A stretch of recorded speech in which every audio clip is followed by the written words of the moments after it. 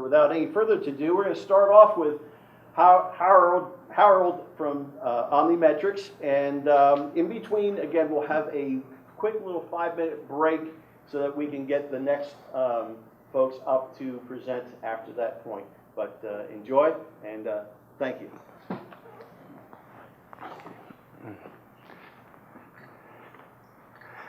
Well, good morning. I'm Harold, and I'm going to be talking about how we are bringing remote data into the generator service, generator maintenance world.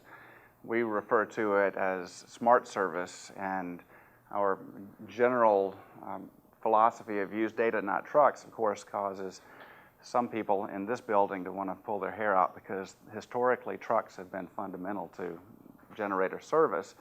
But as we look to the future and look at how to use technology to optimize your processes, how to be more efficient, data is definitely the way of the future. What I'm going to show you is what we're doing these days. It's not a sales pitch, it's just an overview of where our state of this art is.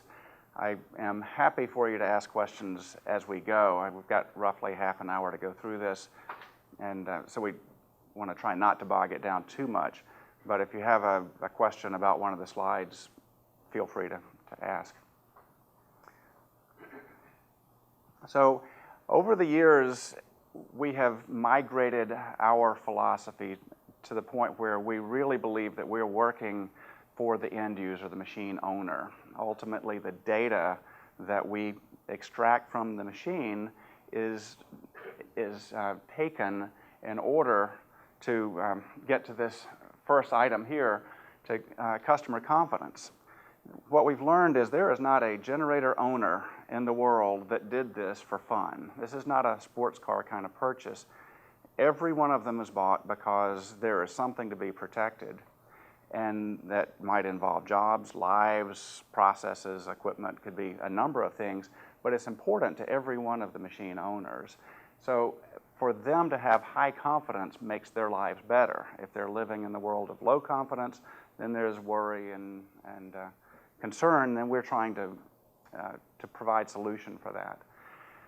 The next part is our data processes can shorten the downtime in such cases where there might be a failure of some variety.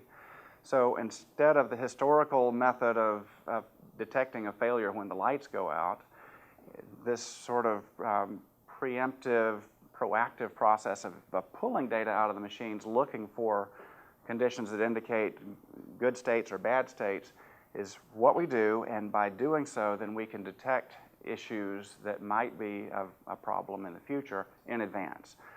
Ultimately, we'd like to shorten up the response time to getting things fixed, and then finally, although the people who build engines would scoff at the idea that we could prevent a crankshaft from breaking, and I don't have an argument with that, the things that cause customer failures, end user failures, are rarely mechanical of that scale. They're typically consumables, things like batteries and fuels. Given that the majority of those kind of end user failures fall into that category, our processes can be significant in avoiding those. So when we consider how do we build customer confidence, well, one of the primary ways that we do it is to provide a continuous flow of information to the machine owner. And instead of just reporting when things go bad, which is oftentimes the way people think of remote monitoring, we're really focused on delivering the good news, celebrating the successes that typically happen every week. The weekly exercises are fundamental to the proof that the machine is in good working condition, and that's the core of where the data that we mine comes from. So when you have a successful exercise every week for 51 consecutive weeks, your confidence level for week 52 will be high. If you have a year of scattered failures, your confidence level is not going to be so high. So that's fundamental to what we're doing, is delivering that information, that warm fuzzies of saying your machine worked well today. You can go on about your work without worrying. Okay. When we talk about how to reduce response time, I'm pointing to a particular program that we're involved with right now, and we'll have some details about that in just a minute. But this is a case where the level of service calls for a 15-minute response to an event. And there's a sequence of events that have to take place, and I'll get your question in a sec, but the detection of a condition of alarm is required to be acknowledged within 15 minutes, to say somebody in the service line is aware of it and taking steps toward its solution. And so the general process is acknowledge the condition quickly, begin a remote diagnostic process, come to a conclusion about whether dispatch is required, get somebody on the road if it is required, get a field diagnostic process done after a defined period of time, and then get to a solution. This is a specific program that calls for this level of service. Yeah. An event that were a condition that would take the machine potentially out of emergency standby service. A common alarm, a shutdown, a transfer switch failure, but something that is by mutual agreement considered to be a condition that would make the machine not available for emergency power. Okay.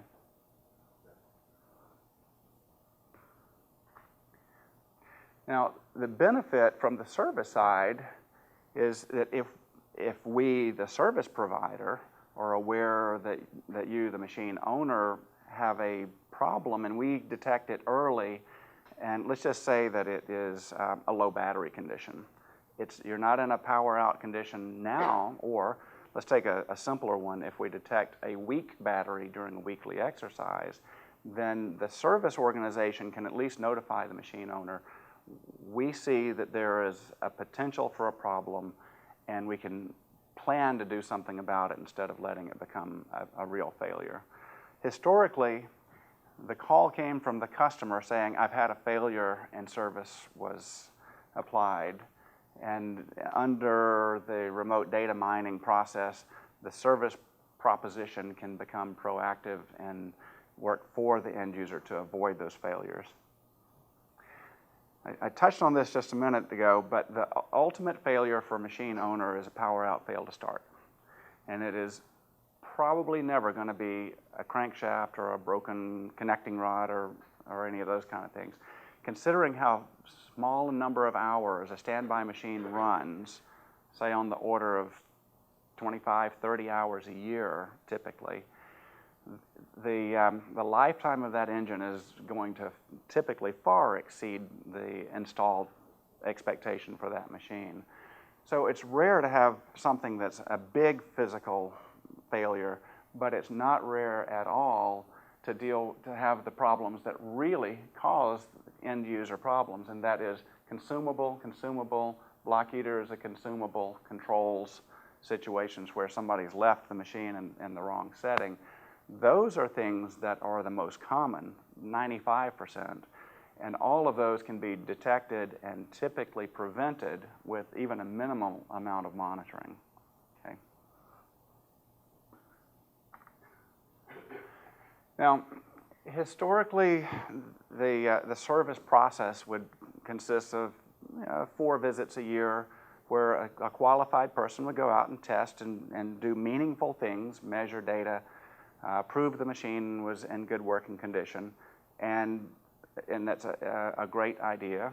12 times a year is even better, and 365 times a year would be even better if anybody could afford that. But what we're trying to get to is to extract as much meaningful data off of that machine as we can to try to bring that 90-day interval of data collection into second by second. And that's truly what we're doing. We're pulling conditions and data out of the engine on a continuous second by second process, trying to shorten up that granularity of when you can detect some condition that's meaningful to the operation of the machine.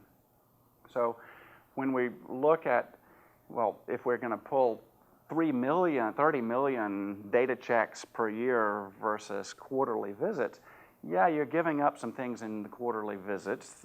In our little device, which our version looks like this, just goes on the engine. It is not tugging on a fan belt. We grant that. It is not visually looking on the ground for an oil spill. There are things that the traditional service process must do. It's important. However, it's also useful to pull a lot of data very often in order to, in advance, detect things that would otherwise potentially not be detected until 90 days later. I'm going to touch on this third item about clearing faults remotely in just a minute, but the bottom one is also really important for service efficiency, that being if you can tell that you've had a block heater because the engine block temperature has taken a dive to ambient temperature, then the person who gets in the truck should be able to take their appropriate parts, make a first trip solution instead of one trip to diagnose, back to the shop, another trip to repair. So that's part of the efficiency process. Ultimately, and historically, those multiple trips per year are good for data collection, but rarely, in general, only about 10% of the time do the minor visits produce something that has to be fixed. So they're good data points to have, but statistically, rarely find something that has to be repaired on a scheduled maintenance. Now, it's a different thing if somebody's called to do a maintenance because of a problem, but on scheduled maintenance, in general, about 10% of the time is something found that requires a repair. So ultimately, if we can use more data and fewer truck trips, we can achieve some of these points that I'm talking about. Yes, sir? Are you trending the data? We are. Yeah, it's all collected, archived, and available for diagnostic purposes. Statistical analysis on that data? Data is available for anybody to analyze as much as they like, yeah. Okay. When we get to remote repair, clearly we're not going to be able to change oil remotely.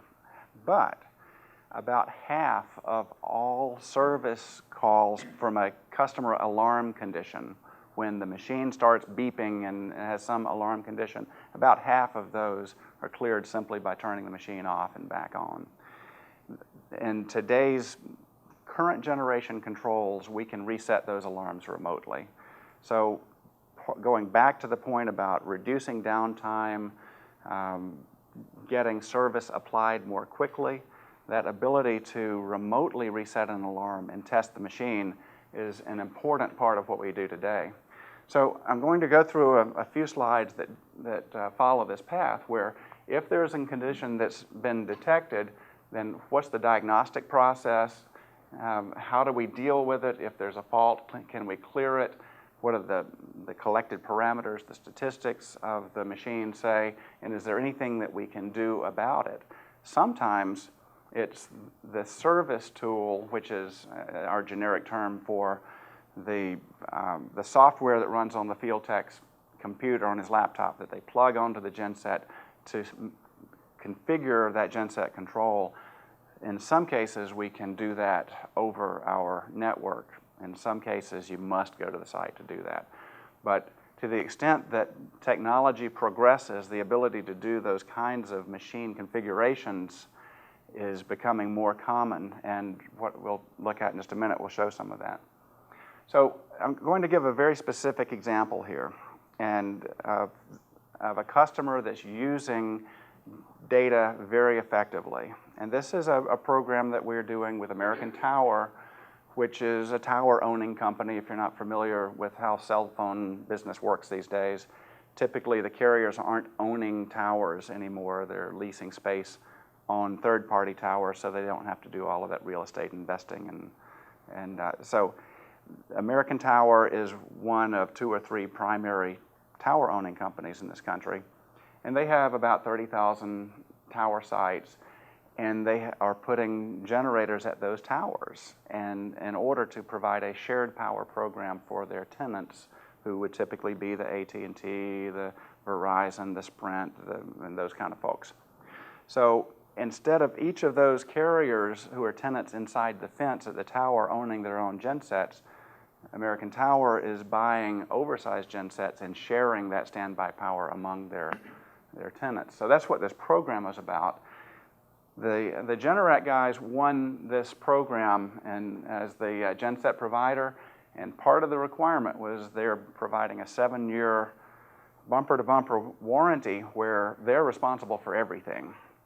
And so with that long a warranty program, the potential for a lot of truck trips, it was really important to try to utilize data to try to be as efficient as possible. So that's where we come in to this program. So this is where the southeast part of this program is today. So these little dots are showing where towers are in the southeast region for them. And so the green ones are happy ones and the red ones are less happy. And so this is sort of a SCADA-like view that lets the regional supervisor have an ongoing view of what's my installed fleet looking like minute by minute.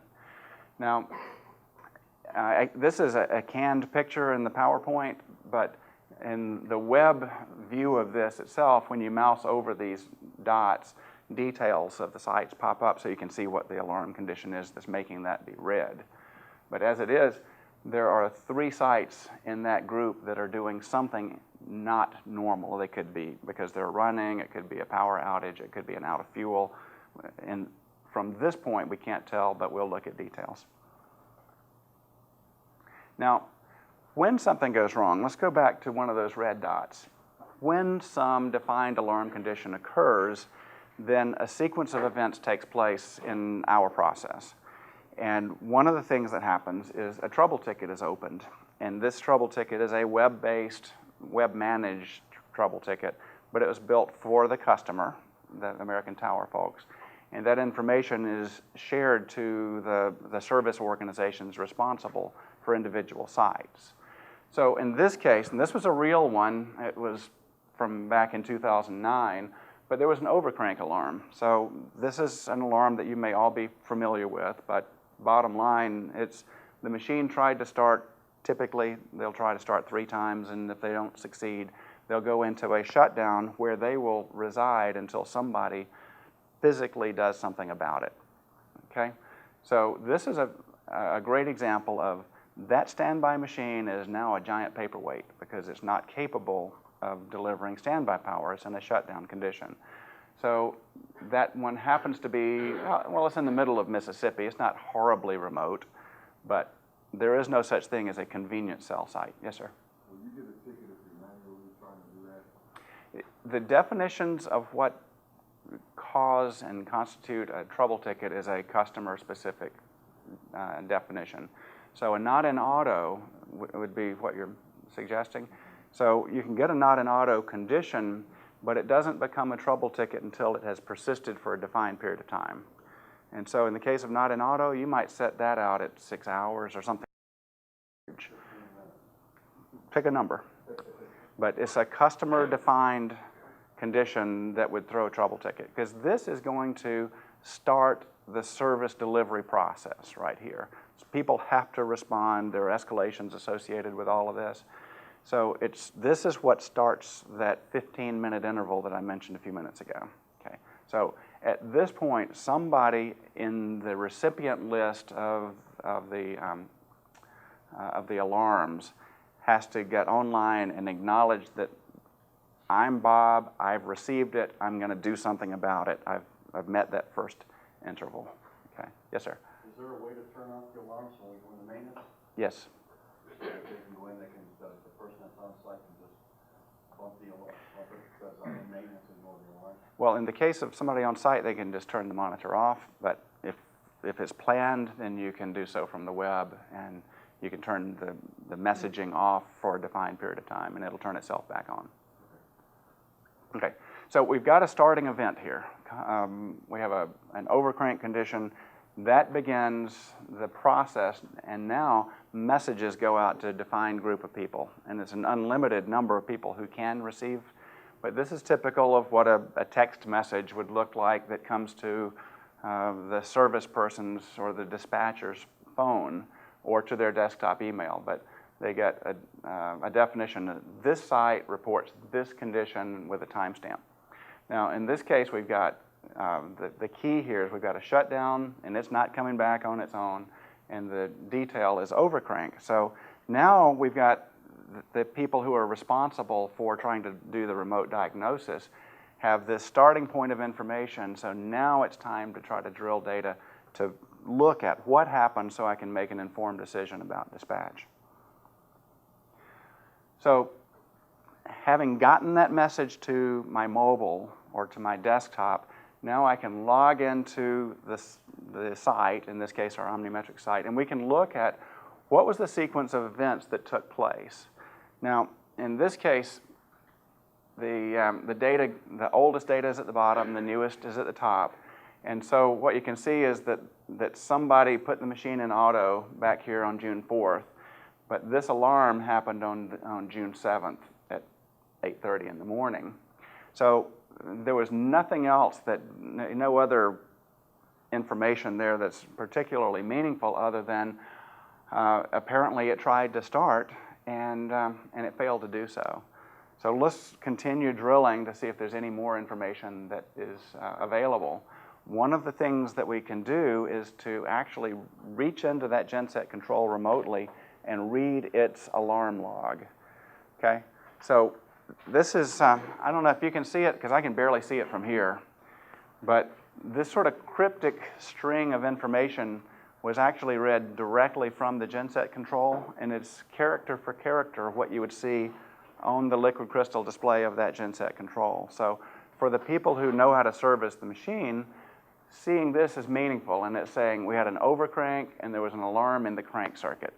Now, I don't recall exactly what it was and what the crank circuit alarm meant, but for people who are trained on that particular brand of machine, that's meaningful information. So now then they can begin their dispatch process with useful information that, based on their awareness of what that kind of alarm is. Maybe a battery cable is loose, or their starter motor is dead, or whatever. But this is useful information for them to start. Now, one of the next things that they would do, and this particular slide here is not related to that overcrank, but the next thing that you would typically do to try to do diagnosis of a condition is we'd look into the history of key parameters related to this. Now, this particular one, I don't know if you can read it or not, but way up here is telling us that site, we're looking at coolant temperature as the parameter, and what you're seeing in here is typical, just regular everyday block heater cycling, and then all of a sudden it stopped, and now it is following ambient temperature. So had the alarm been a block heater failure, then looking at that analog data, the history of that data up to the present would just be additional information that says, yep, it's obvious that block heater is done, and we need to put Joe in the truck with a new block heater for that particular kind of machine. Okay, so again, we're building the case for what's gone wrong and how do we address it quickly and have a first trip solution.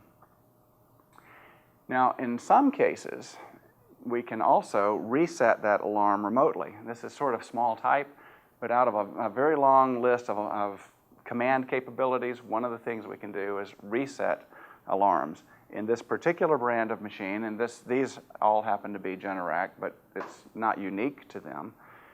But in this case, we can send a command to that control and tell it reset the alarm. This is the equivalent of walking up to it, switching it off and back on, which is historically common. So when that happens, then if the alarm clears, and half of the time it does, then you're in the position of, well, the alarm has gone away. Is it functional? Is it going to work?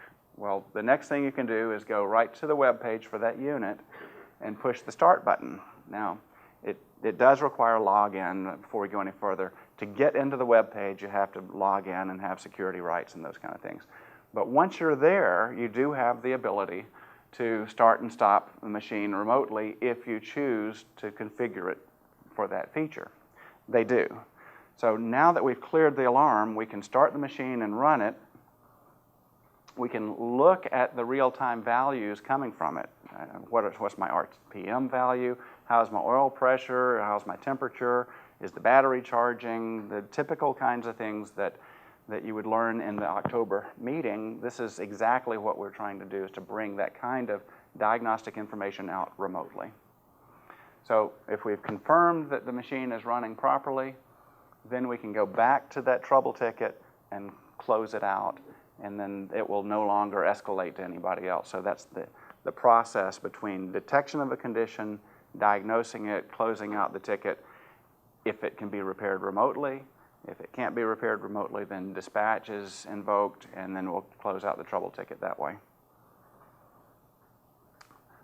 Bottom line for the remote control, remote repair kind of process is we want to shorten that interval of time. That overcranked machine is dead weight in the field until somebody removes that alarm from it.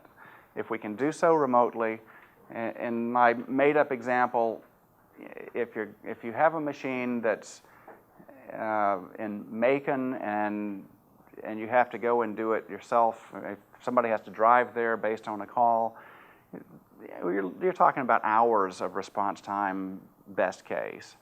If what we're trying to get to is minutes of response time instead of hours of response time. That's the goal of what it is that we're trying to do here.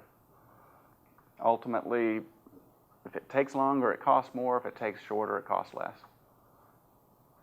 Now, so that I'm going to stop right here for just a second. That sort of brings to a close the general flow of what the Smart Service program is about. Okay, and I'm going to show you 2 or 3 specific examples. Since this was sort of a canned overview, I wanted to show you what legitimate real data looks like on some specific examples. Okay, this is what a battery charger looks like over a period of a day or 2.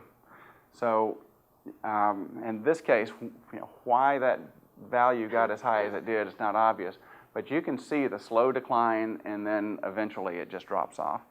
Now, on a 12-volt system, let's see, this one may have been, I can't really tell from its name whether that was a 24-volt system or not, but if it's a 12-volt system, once you get down to about 12.0, you're probably not going to get the machine to start. So it's important to detect these things early. Clearly, once you get to the knee right here, there's no hope of getting that machine started there. So that's what a battery charger failure looks like. And they are remarkably common. Battery chargers, it's a difficult place. They get damaged by utility conditions and lightning and those kind of things. We see a lot of battery charger failures. Okay, here's another one. This one just happened in the last week. And there's a machine running in the field, and it's not obvious why. And it's running loaded on top of that. And so you're aware that, that machine up there in the middle of New Jersey, sorry. So that machine is just running. We're looking at the data. The utility voltage is there. The utility frequency looks right. Everything looks good. Why is that machine running? And we're looking at an RPM graph showing that it ran and stopped, and then a little while later it ran, and now it's running continually, and it's just not obvious why. So start poking around in the rest of the data, and you look at the utility voltage, and you find out that, and this is also surprisingly common, utility voltage is running high. Transfer switch says utility voltage is out of its acceptance range, so now it starts the generator, transfers the load, and that's why that machine's running. Wasn't obvious. It's not a power outage, the thing we would normally expect. But these overvoltage situations happen quite a bit. Okay, one more. This happens to be another utility voltage, and that spike right there that goes to about 270 volts. Same thing. Started up a machine, and away it ran. But when you're trying to do the diagnosis of why did it run, well, this kind of information is critical to that. And I think I'm getting close to being done here. This paragraph is another one that was really unusual. We were seeing alarms at a site where we were seeing this is a single phase installation, 240 volt single phase, but we were seeing over voltage alarms on one leg and under voltage alarms on another, and it would come and go, but we pulled up the data, and so what you see is, on the front edge, typical 117 kind of volts, and then this leg is just falling apart. Meanwhile, that one's floating up, and so the general expectation was that there was a floating ground there because it appeared that the two legs were moving up and down together. So as a result, when asked, well, what do you do for service here? Because that's not a generator issue there. That's an electrician issue. You don't need to send a genset guy to go deal with what's probably a problem between the pole and the transfer switch. So this was a useful piece of information for the site owner to know who to call. Okay, and I think that we're down to the final of these. So in summary of what smart service is by our definition, we fall back to that thing that's written in green, and I didn't lean on the greenness of all of this very much, but using data effectively to be more efficient with how to dispatch and deliver service. That's the essence of this. If we ask the question of, is this industry going to follow the same model that they had a decade ago, a decade from now? The answer is no. That the progression of utilization of data is going to happen. This is just where the process is pointed. And then, of course, as I started off with the bottom issue there, we are focused very much on trying to make sure that the processes that we provide are for the end user's benefit. We are genuinely trying to provide solutions that provide greater uptime, shorter downtimes, higher confidence levels. So that is the end of this part of what I was going to go over. There was one item on the sheet that was requested, and that was a quick overview of automation of data for Joint Commission reporting. And so I do have one thing to show on that. How are we doing on time? You're doing fine. Okay. So, okay. Is anybody in this room involved with Joint Commission stuff? No? Yeah, I am. Okay. Okay. All right. So a general overview from my own perspective, what we're trying to do for the people who have Joint Commission requirements, which is essentially driven by NFPA, life safety kind of environment, where they are required to do testing to prove that the machine's capable of what it is there for. Do loaded tests, measure it, take data, fill out books of information, do your due diligence to make sure that whoever it is, be it a patient on an operating table or a person in an elevator or whatever, but demonstrate that you've done the testing to prove that that machine is capable of meeting its requirements. So there's a lot of manual data collection there. And so what we're trying to do is to assist with that, because that manual data taking is hard. It's it takes people out of other productive work, and if we can collect that data automatically and put it into a form that can be accessed historically, well, that's one of the features that we're trying to achieve. So let me see if I can get to that, because I put it up here. Okay, so this is the page that we provided for Prime Power for the customers that they're servicing. And on this page down here somewhere, there is a unit that is called, where is it? Don't see it.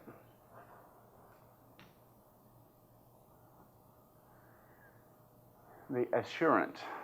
So this is a real customer of the guys in this room. And so they have a machine, and it's right here in the, well, in Marietta area. And this is not one that is NFPA or not required for this Joint Commission, but I just pulled it up as an example. And so what we're showing here is, I'll zoom down on it, but from top to bottom, the timestamps, this is increasing time as we go down. So make sure that I'm seeing that right, 102, 103, yeah. So increasing time as we go down, and all I did was I think I can go backwards on this. I went to the page where we chose the unit at the top. I selected the key information for this particular view. Different customers may have different requirements.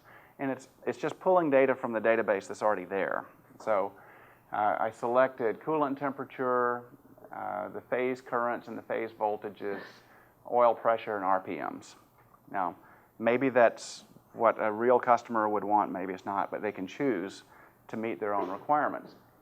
And then if I go back to where I was, then this is the result of that sort. And so starting, and I did the sort on August 5th, by the way. So starting at the beginning of the day, going down into this area, what you can see here is that at that time, which I cannot read from here. Okay, 1 o'clock in the afternoon, it looks like. Somebody was on site, switched the machine out of auto, and then they switched it into manual run mode at a minute later, and the machine started running. So here we get the genset running. This is after it comes up to speed and meets the controls requirements. But in the interim, what we can see is that down here during that runtime, here the values that we selected, which are phase voltages, phase currents, coolant temperature, RPMs, and oil pressure. So here are the conditions. These are the key values that are recorded during that interval. So you can see the 1800, well, as it's just starting up, it only got to 1400 RPMs, but then it stabilized at 1800. You can see the coolant temperature rising from typical block heater temperature up to a stable 158. That's pretty remarkable that it's that stable. And then the oil pressure over here is measured in kPa, so to get to PSI, you divide that by 7 if you think in terms of PSI. And then, so we have the typical kind of 480 volts per phase. But that's a specific example of utilizing that data to extract the data that can at least help meet the Joint Commission requirements, okay? And with that, I'll stop blabbing. Have I melted your ears? I'm sorry. Are there questions? Yeah, any questions for at this point? Yes, sir. I have two actually. How long is the data archived, and who archives it, and what determines the cost on this program? Okay.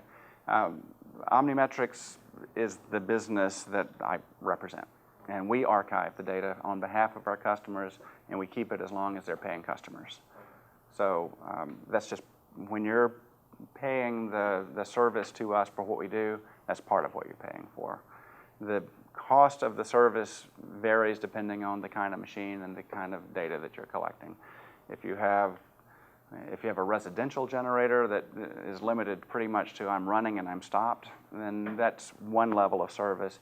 If you have a prime power machine that's producing power and heat, and you're needing 15-minute interval all day, every day, that's a different level of service. So it varies, and we're actually, typically we sell our processes through our partner companies like Prime Power. So if you have an application that calls for this kind of thing, then of course they can talk to you about the details. Yes, sir. Yes, sir. Absolutely. I'm sorry. It's web-based, so you can log in, access it from anywhere at any time.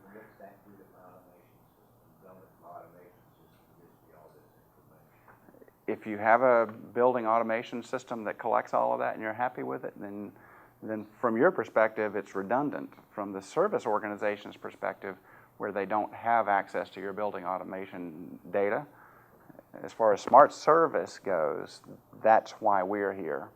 There are other companies like ours that do building automation, and they serve the in-house data requirements. We are very focused on the service delivery part of the business. Yes, sir.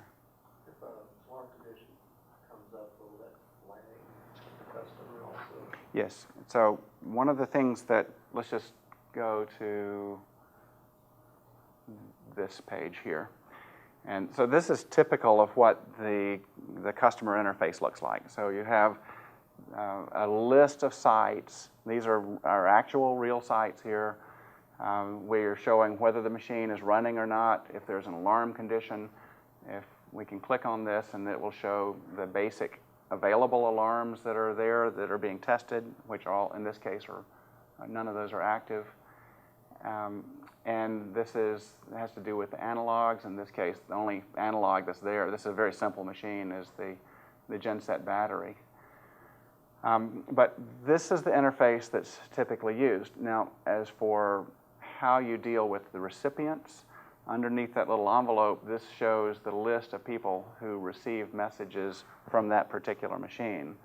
And then there are different message types available, and so you can have an unlimited number of recipients. Control center, Yes. flag, and like the hospital get it on the BlackBerry and all that kind of stuff. Correct. And then there are several layers of messaging as well. So what you're seeing right there is the most basic. It says standard under message type. That means event happens, message happens. No other processing involved. There's a different message type that's called persisted, and that in that case, that condition has to persist for a defined period of time. You get to define it, but one of those conditions might have to go 60 continuous minutes before a message is sent to you if you're subscribed in that way. Trouble tickets are another method of subscription. You can have daily, weekly, monthly, quarterly reports automatically generated with activity lists and those kind of things. So there's a whole array of different kinds of things that you can get. It's also possible to have just login rights. If you don't want messages, but you want to be able to log in and look, that's a possibility as well. Okay. Yes, sir? Do you have the possibility of real-time continuous update? What do you consider real time? No. My system shows me on the screen all day, every day, Mm-hmm. what the status of my generator is. What, one second kind of interval? It's updated 3 times a second. Yeah. Over a cellular or satellite network, that puts it into an unaffordable place. So typically, our design point is of course, the on-machine device is scanning the data continually. So it's reading oil pressure, testing that value against defined upper and lower thresholds, reading coolant temperature, and it goes down a list of all of the parameters we've looked at. So it's doing the looking for you, maybe not for you, but for a customer that has remote sites. It's the eyes on the machine, and it's looking at that data second by second, all day, every day. If any of the conditions fall out of range, that invokes an immediate delivery of that alarm condition plus a snapshot of the values. Now, if there are no changes of state, then every so often we post data just for historical purposes. In a common application, we'll post that data once an hour if the machine's not running, and every 5 minutes if it is. And then on top of that, if there is any kind of state change, it causes an instantaneous posting. So when you're paying by the byte for transport over cellular or satellite in particular, you, in general, just simply can't afford 3 times a second. It doesn't make sense with that network. So your message delivery is cellular then? Typically, 95% of what we do is cellular. We do have a certain amount that we deliver by Ethernet, and we have a certain amount that we use satellite for remoteness. In this case, yes, but it is not that unusual for us to have an AT&T-based process running on a Verizon tower, so they're not that political about that. Okay. No, you don't want to deliver the message. Right, over your own network. Monitoring Right. in case it breaks. Right. Well, and we have an Ethernet-based product, and we have this discussion with every customer who says, I want the LAN version, and we have to say, okay, but remember that your alarming is dependent on your network. And if your network goes down, so goes your alarming. And so you've got to make sure that nobody unplugs the cable. Yeah. That's exactly right. Okay. Yeah. The cellular design point is extremely efficient in terms of installation and support, especially as compared to trying to do an Ethernet connection. What's typical installation cost? Cost? I think you would typically be, I would imagine by the time you get installed, you're probably looking at a couple of $1,000. Yeah. Okay. Any other questions? Yes, sir. One quick one. I know that looks like a pretty good monitoring solution for technicians and so forth, but if your network management system is SNMP, Right. device that will translate Modbus or the cable registry to a trap manageable system. Well, I'll tell you what our SNMP answer is, that we don't do SNMP over the air for the same reason that I just mentioned a minute ago about just throughput and bandwidth. But we offer an SNMP interface from our server level to the customer server level.